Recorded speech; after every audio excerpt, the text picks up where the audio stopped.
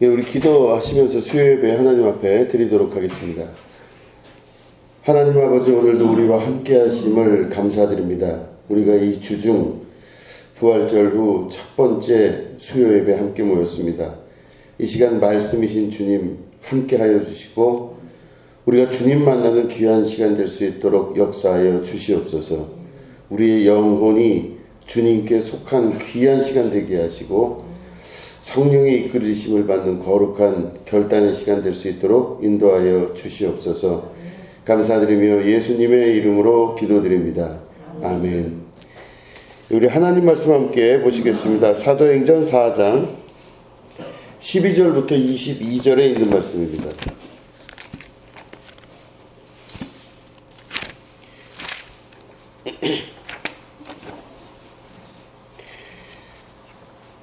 네, 사도행전 4장 12절부터 22절을 우리 교독하도록 하겠습니다. 다른 이로서는 구원을 받을 수 없나니 천하 사람 중에 구원을 받을 만한 다른 이름을 우리에게 주신 일이 없음이라 하였더라. 그들이 베드로와 요한이 담대하게 말함을 보고 그들을 본래 행문 없는 고민으로 알아다가 이사야였으며 또 전에 예수와 함께 있던 줄 알고 또 병 나은 사람이 그들과 함께 서 있는 것을 보고 비난할 말이 없는지라. 명하여 공회에서 나가라고 서로 물어하여 있는데 이 사람들을 어떻게 할까? 그들로 말미암아 유명한 표적 나타난 것이 예루살렘에 사는 모든 사람에게 알려졌으니 우리도 부인할 수 없는지라. 이것이 인간의 거짓 못하게 그들을 위협하여 이유되는 이름으로 아무에게도 말하지 말게 하자고 그들을 불러 경고하여 도무지 예수의 이름으로 말하지도 말고 가르치지도 말라 하니 베드로와 요한이 대답하여 이르되 하나님 앞에서 너희의 말을 듣는 것이 하나님의 말씀을 듣는 것보다 옳은 것 같느니라. 우리는 보고 들은 것을 말하지 아니할 수 없다 하니 관리된 백성들 때문에 그들을 어떻게 처벌할지 방법을 찾지 못하고 다시 위협하여 도와주시니 이는 모든 사람의 그릇된 일을 보고 하나님께 영광을 돌리리라. 이 표적으로 병 나은 사람은 40여세나 되었더라. 아멘. 오늘은 누구의 말을 듣는 것이 옳은가 라는 제목 가지고 함께 말씀을 나누도록 하겠습니다.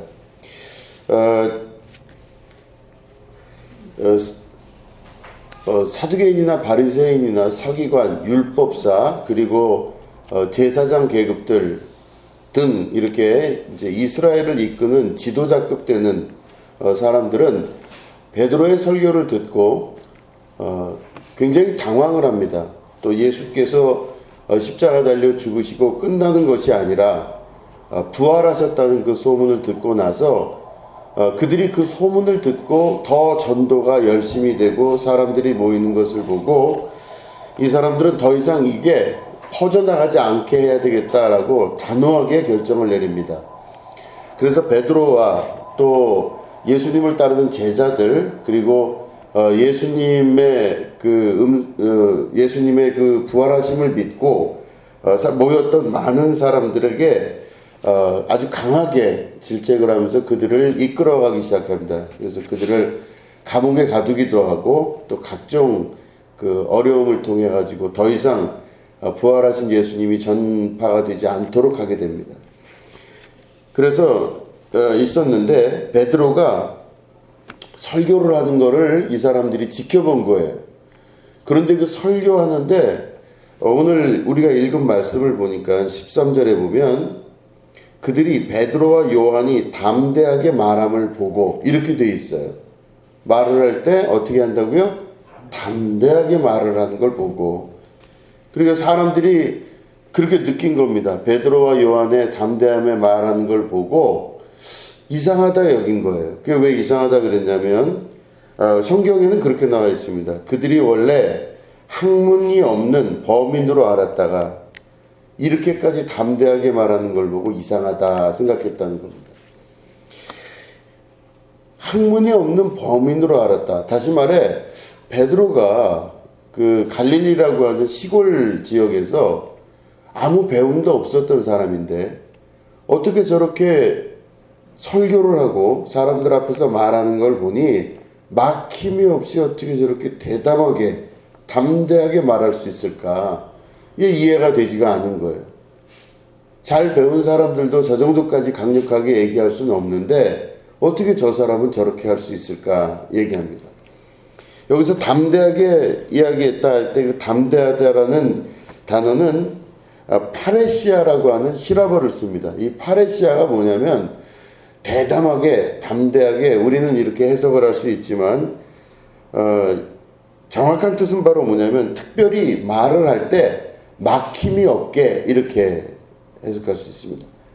청산유수로 그 말이 나오는데 막힘이 없는 겁니다. 그 당시에 사람들은 계급에 따라서 이제 그 사람이 어느 계층에 속해 있느냐, 귀족이냐, 아니면 뭐 어떤 그 계급에 있느냐에 따라 그 사람의 말에 막힘이 있다 없다를 판단했습니다. 그래서 계급이 높을수록 귀족일수록 학문을 공부를 많이 해서 말할 때 막힘이 없다 이렇게 본 겁니다. 그러니까 많이 알기 때문에 어떤 말을 하더라도 거기에 결핍이 있을 수가 없는 겁니다. 그러니까 많이 배울수록 또 많이 배울 수 있는 사람은 귀족이거나 그 계급이 높은 사람일수록 많이 배우기 때문에 그 많이 배우는 사람들의 말하는 거를 표현을 할 때 담대하게 말을 한다 이렇게 이야기를 했어요.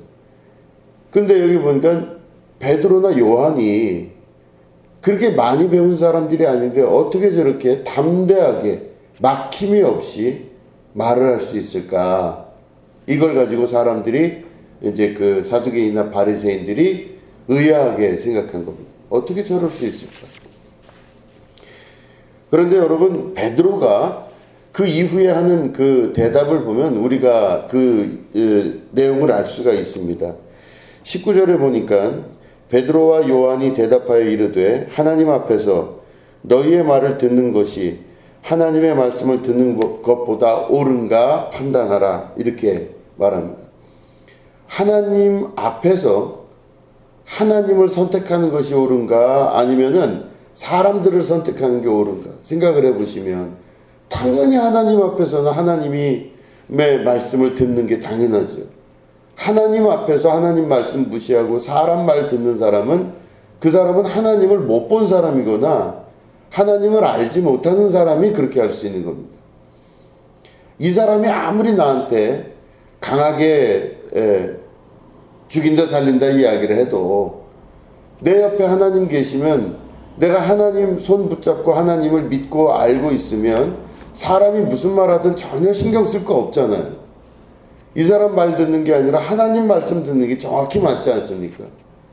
이 세상과 온 우주를 창조하시고 나를 창조하신 하나님 말씀 듣는 게 맞잖아요. 그러니까 베드로와 요한이 하는 말은 뭐냐면 하나님 앞에서 우리가 하나님의 이야기를 들을 것인가 당신들의 이야기를 들을 것인가 너희들이 스스로 한번 생각해 봐라 이렇게 이야기를 하는 겁니다. 자, 이게 바로 담대하게 이야기하는 것의 주요한 원인이었던 것입니다. 보면 예수를 믿고 우리가 예수님 믿고 하나님 믿는 우리들은 성령의 충만함을 받게 됩니다. 성령의 충만함을 받게 된다는 것은 예수님을 정말로 정확히 믿고 하나님을 정말로 정확히 믿을 때 그 사람은 성령의 선물을 받게 됩니다. 그럼 성령이 임한 사람에게 어떤 일이 일어나느냐? 담대하게 말하고 담대해질 수 있는 그런 역사로 나타나기 시작합니다. 그래서 성령에 충만한 사람들의 결과는 어떻게 되냐면 베드로와 같이 되는 거예요. 사람들이 생각할 때 저 사람이 담대하다 그럴 때는 학문이 깊든가 아니면 귀족이든가 뭔가 부족함이 없어요. 그럴 때 저 사람은 저렇게 담대하게 이야기할 수 있다. 막힘없이 이야기할 수 있다. 이렇게 이야기하지만 성령이 충만한 사람은요.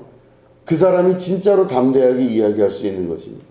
우리 가만히 생각을 해보시면 하나님은 진리시죠. 진리입니다. 진리는 영원히 변하지 않는 그분이 진리라고 합니다. 그래서 우리는 하나님은 진리라고 이야기합니다. 한 번도 변하시지 아니하고 처음부터 끝까지 동일하신 분이 하나님이십니다. 그래서 우리는 그 하나님이 진리이기 때문에, 다시 말해 변화가 없으시기 때문에 우리가 그 하나님을 의지할 수가 있어요. 근데 사람들은요 항상 변합니다. 요랬다 저랬다 그래요. 어떤 때는 좋았다가 어떤 때는 싫어져요. 어떤 때는 믿어서 이야기했는데 그 사람이 홀라당 다 얘기를 해버릴 때가 있어요. 사람은요 좋았다가 싫을 수도 있고 여러 가지 변동을 겪기 때문에 궁극적으로는 사람을 믿기가 어렵다는 겁니다.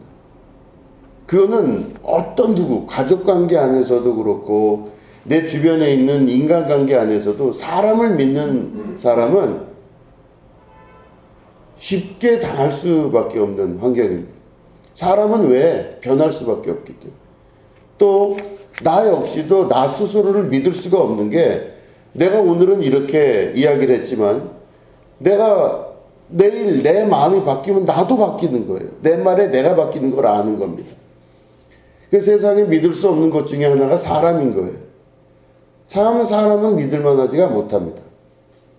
그런데 하나님은 변함이 없으시기 때문에 하나님이세요. 그래서 진리라고 그럽니다. 진리는 변함이 없고 영원하셔요. 그래서 우리는 하나님을 그래서 의지하고 하나님께 기도할 때도 다 솔직하게 기도할 수 있고, 또 내가 의지할 수 있는 유일한 분도 하나님이신 거예요. 의지할 만한 거죠. 자, 그럴 때 우리가 진짜 하나님을 믿는다면 어떤 일이 벌어지냐면 진리를 만나는 겁니다. 진리를 만나면, 변함이 없는 진리를 만나면 이게 끝이에요. 더 이상은 다른 게 없다는 뜻입니다. 진리를 만나면 이게 끝이에요. 이 세상에서 제일 좋은 게 뭐냐 할 때 제일 좋은 분을 만난 거예요, 지금. 그러면 그보다 더 좋은 게 있을까요? 없다는 뜻이에요. 이 세상에서 제일 아름다운 게 무엇인가 했는데 제일 아름다운 걸 만난 거예요. 그러면 그 이상 아름다운 건 없다는 뜻입니다. 내가 내 평생을 걸쳐서 제일 아름다운 분을 만나면은 그게 하나님을 만난 것이면 더 이상 아름다운 건 없어요. 제일 의지할 만한 분을 만났는데 그분 이외에 다른 의지할 게 있다? 없다는 뜻입니다. 그게 하나님이세요. 그러면 내가 하나님을 만난다라고 하는 건 진리를 만난 것이고, 진리를 만났다 하면 그 사람은 더 이상 그 부분에 있어서 그 다음으로 갈 게 없다는 뜻입니다. 제일 좋고 제일 의지할 만하고 영원히 변하지 아니하며 이 세상의 처음과 끝을 다 만드신 분이 하나님이시기 때문에 그 이상도 그 이하도 더 이상 기회가 없는 거예요. 그 이상 되는 다른 가능성이 전혀 없는 게 하나님을 만난 사람들의 특징입니다. 그러면 하나님을 만난 사람을 다른 걸로 또 얘기를 하자면 끝을 본 거예요. 이 이상이 없다는 뜻입니다. 그러면 내가 만약에 하나님을 만났다.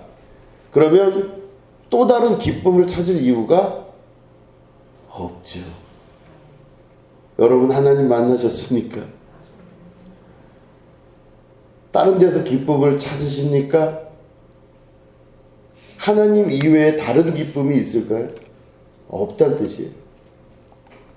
논리적으로 그렇다는 뜻입니다. 성경 안에서 기록된 말씀 안에서 보면 논리적으로 그런 거예요. 그래서 주 예수보다 더 귀한 것은 없네 이거예요. 그죠? 그럼 이게 진리를 만난 사람들의 명확한 뜻입니다. 주 예수보다 더 귀한 것은 없어요. 이 세상에서 가장 큰 행복은 무엇이 가장 큰 행복일까 생각을 해봐요. 저는 어릴 적에 가게집 하는 그 집 딸내미랑 결혼을 하는 게 너무 꿈이었었어요. 마음대로 하드를 먹거든요. 근데 조금 더 자라니까 가게집 딸하고는 비교가 안 될 만큼 훌륭한 딸이 나타났어요. 정육점 집 딸이죠. 얼마나 좋은지. 그 집만 가면 어쨌든지 간에 저는 마음대로 먹잖아요, 고기를. 그런 생각을 막 꿈에 꿨었어요. 그러니까 사람이 계속 변해요. 내가 가장 행복한 게 무엇일까? 그럼 아이스크림을 마음대로 먹는 게 행복한 시절이 있었고, 고기를 마음대로 먹으면 좋겠다 이런 시절도 있었고, 가게도 큰 가게집 주인 딸하고 결혼하면 좋겠다 뭐 이런 때도 있었어요. 그러니까 자기의 욕망과 소망에 따라 어디까지 가냐가 내 욕망의 끝이라 할 수 있는데, 그럼 내 행복과 욕망의 마지막 끝은 과연 무엇일까?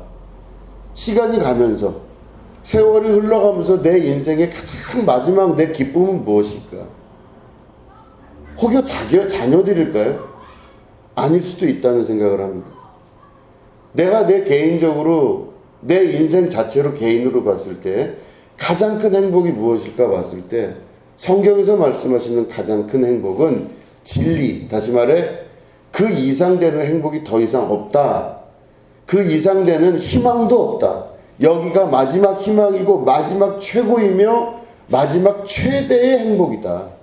그분이 곧 하나님이신 거예요. 하나님이 이 땅에 오셔서 우리에게 나타나신 바 된 분이 예수님이십니다. 베드로가 지금 누구를 만났냐면요, 진리를 만난 거예요. 베드로가 예수님 만난 거죠. 그러면 어떻게 변하겠어요? 베드로의 인생에 있어서는 더 이상의 바람도 없고 기회도 없다고 자기가 생각하는 거예요. 이분보다 더 귀한 것은 없는 겁니다. 그러면 삶이 어떻게 되냐면요, 성령이 그때 선물이 오기 시작해요. 우리가 그 많은 욕망과 욕심들이 자기 속에서 꿈틀대면 성령께서 자리 잡을 수가 없어요. 내 속에 다른 거 하고 싶은 게 많잖아요. 지금 이것저것 행복 많고, 이 행복 저 행복 바랄 거 별거 다 욕심들이 꽉 차 있어요. 그럼 내 마음의 방 안에 잔뜩 쌓여있는 그 욕심의 짐들이 잔뜩 있으면 예수님 초대해 놓고 예수님 앉아 계실 자리도 없는 내 속에서 예수님이 짐짝만도 못한 존재로 살아가실 수밖에 없게 되는 겁니다. 그런데 성령이 오시면, 다시 말해 하나님 만나면 성령을 선물로 주시는데, 하나님 만난 사람은 어떻게 되냐면 이전 것은 지나가서 새 것이 되었고, 예수님 십자가에 달려 죽으실 때 나 역시 같이 죽임당한 겁니다.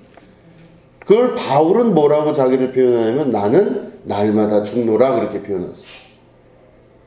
그러면 날마다 죽는 사람의 특징이 뭐냐면은 자기 안에 아무것도 없는 거예요. 내 방 안에 더 이상 뭐 욕망을 가질 것도 희망을 가질 것도 더 이상 다른 게 없어요. 주 예수보다 더 귀한 것이 없게 됩니다. 내가 마지막 희망을 만난 게 예수님인 거예요. 누구에게 기대를 할 것도 없고 사람을 의지할 것도 없고 오로지 그 영원하신 하나님 한 분만 의지하게 되는 걸 깨달아 알게 되는 겁니다. 그리고 믿음의 결단을 내리기 시작하는 거죠. 더 이상 나는 누구한테 소망 가지지 않겠다. 난 누구한테 어떤 미련도 가지지 않겠다. 나는 살아계신 하나님 한 분만 내 인생의 전부가 됩니다. 이 고백하는 겁니다. 그럼 그때부터 내 인생에서는 다른 욕망과 욕심이 없어요. 누구에게 특별히 바랄 것도 없고 누구에게 특별히 소망 가질 것도 없고 대단한 욕심을 부릴 것도 없는 겁니다. 그럴 때 예수님이 내 안에서 텅텅 비어진 내 마음 안에 짐이 다 나가서 아무것도 없는 텅 빈 그곳 안에 예수님이 오셔서 주님 내 안에 주인 되어 주시옵소서. 주님 되어 주시옵소서. 그럴 때 예수님 오셔서 내 안에서 주님이 되시면 그때 그 주인 되신 주님께서 예수의 이름을 그 안에 두시고, 이게 성전이잖아요. 하나님께서 지성소 안에 하나님의 이름을 두신 거잖아요. 그죠? 하나님이 이름을 두셨어요. 솔로몬이 그 성전을 건축할 때 막 거룩하게 건축하려고 막 크게 하려고 노력하는데 하나님이 말씀하시잖아요. 내가 집이 없어서 거길 들어가겠느냐? 내가 무엇이 있어서 거길 들어가겠느냐? 네 마음을 내가 안즉 내가 내 이름을 그 안에 두겠노니, 이렇게 말씀하세요. 그러니까 성전은 하나님이 자신의 이름을 두시는 곳입니다. 그러면 내 안에 예수의 이름을 두고 내 안에 주인 되시는 하나님의 역사가 나타나기 시작하면 그때부터는 우리에게 실생활로 나타나는 현상이 바로 성령을 선물로 주세요. 성령은 우리 안에서 살아 움직이시면서 우리를 이끄시는 힘이 됩니다. 자, 성령을 만난 베드로가 어떻게 변했어요? 담대해지기 시작합니다. 엄청 담대해진 거예요.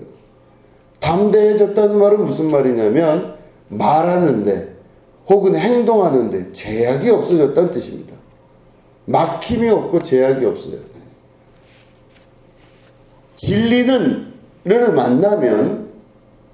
만나면 베드로의 성령 충만함과 같이 단순해지고 모든 것들이 명확하게 하나로 초점을 맞추기 시작합니다. 그렇기 때문에 진리를 만난 사람은 성령 충만하게 되고 성령 충만한 사람들은 명확하게 됩니다. 명확해요. 그래서 더 이상 바랄 것도 소망할 것도 없는 사람으로 명확해져요. 그리고 결론이 정확하게 나 있는 사람입니다. 다른 것이 없는 사람이 되는 것이죠. 주 예수보다 더 이상 귀한 것이 없기 때문에 모든 부분에 명확하고 단호하고 결론이 확실히 나게 됩니다. 그러니까 베드로에게 있어서 생각을 해보시면 이 주변에 있는 사람들이 예수님 십자가 달려 죽으신 다음에 부활승천하셔서 이제는 예수 믿는 사람들을 잡아서 죽이려고 막 난리가 난 상태예요. 지금 무슨 수를 써서도 예수 믿는 사람들을 잡아서 옥에 가두고 더 이상 이 그리스도에 대한 복음이 전파되지 않게 하려고 막 난리가 난 상황에서 베드로와 요한이 전혀 거기에 얽매이지 않고 담대하게 이야기할 수 있었던 것은 베드로가 누구를 만났냐면 진리를 만났죠. 진리를 만났다는 뜻은 예수님을 만난 것인데 그 예수님의 말씀을 들어보니 죽음은 없다라는 겁니다. 사람들은 죽음을 두려워하지만 예수님을 만난 사람은 죽음을 두려워하지 않게 돼요. 왜냐? 없는 것이기 때문에. 죽음은 변화의 과정일 뿐이지 없는 것입니다. 우리는 육신을 입고 있어서 육신이 다라고 믿고 있잖아요. 근데 육신이 다가 아니라 우리 안에 육신보다 훨씬 더 강력한 영혼이 있다는 것을 예수께서 말씀하셨기 때문에 그걸 믿고 우리가 알게 되는 것입니다. 육신은 버려질지언정 내 영혼이 영원까지 가는 하나님 나라에 들어가는 것을 깨달아 알게 돼요. 그러니까 베드로가 두려움이 없게 되는 겁니다.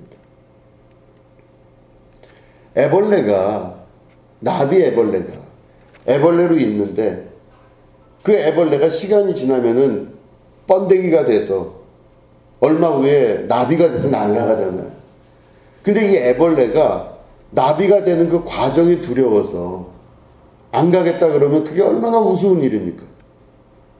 애벌레로 영원히 있는 것이 좋습니까? 나비로 날아가는 게 좋습니까? 그렇죠.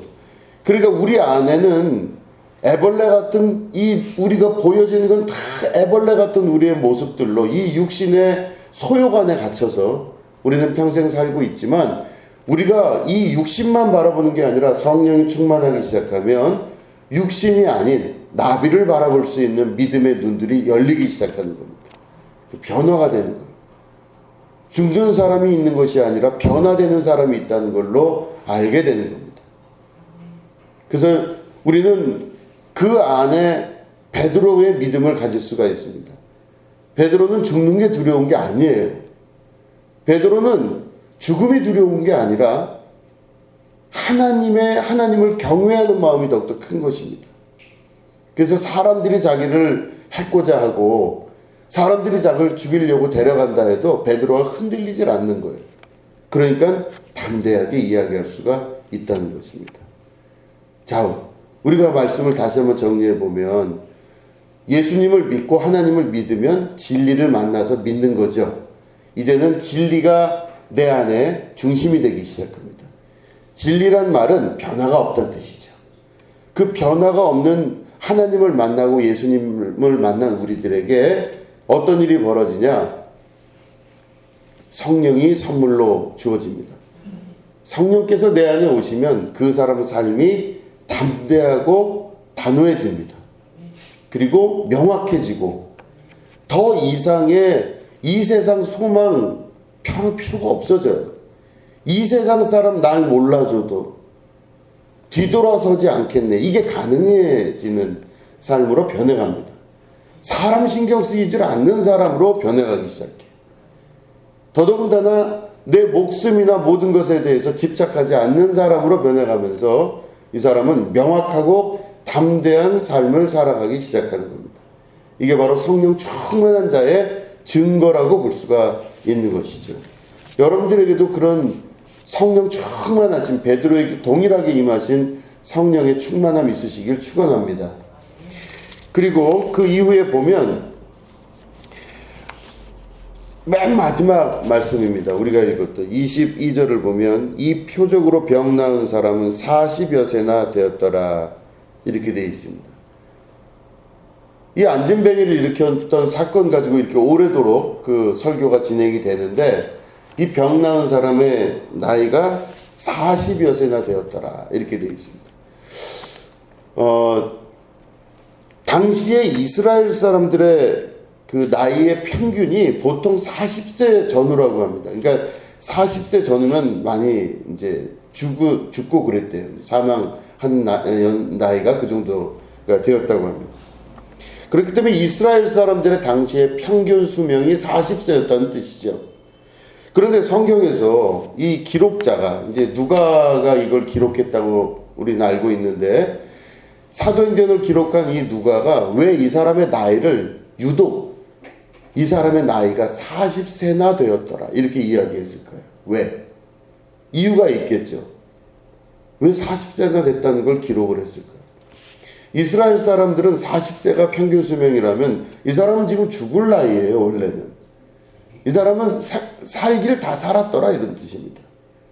그런데 이걸 적은 이유는 바로 구약에서부터 내려왔던 기독교 정신을 그대로 기록한 겁니다. 인간은 자기의 끝이 있다고 생각하는 그 나이와 시간이 있다는 것이죠. 아브라함도 자기는 더 이상 인간으로서의 자녀를 낳을 수 있는 나이가 끝났다고 생각했을 때 하나님이 시작을 하신 겁니다. 모세도 자기가 80세가 되었을 때, 애굽에서부터 40년 살고 광야에서 40년 살아서 80살이 되었을 때 이제 더 이상 자기는 세상에서 살아갈 수 있는 어떤 발전할 수 있는 기회는 없다고 생각했을 그때에 하나님이 그 모세를 들어서 40년을 더 사용하신 겁니다. 출애굽의 주인공으로 삼아 주신 것이죠. 이스라엘의 역사는, 다시 말해 하나님의 역사는 인간이 생각하는 인간의 끝이 아니라고 하는 것입니다. 우리의 끝은 다 이 정도면 끝났으려니 생각하고 이 정도면 마쳤으려니 생각하는 인간의 육신의 모습들이 있지만, 하나님의 나라에서는 내 끝이 시작이 되는 역사가 나타나는 것입니다. 그럴 때 우리는 살면서 경험하게 되는 많은 내 인생의 탈진함과 정말 좌절스러운 순간들, 정말 고난의 그 순간을 넘어서서 맨 마지막에 내 힘이 하나도 없게 되는 그 순간 알게 되는 것은 바로 하나님의 역사가 그때부터 시작된다는 것을 성경을 통해 깨달아 알 수 있게 되는 것입니다.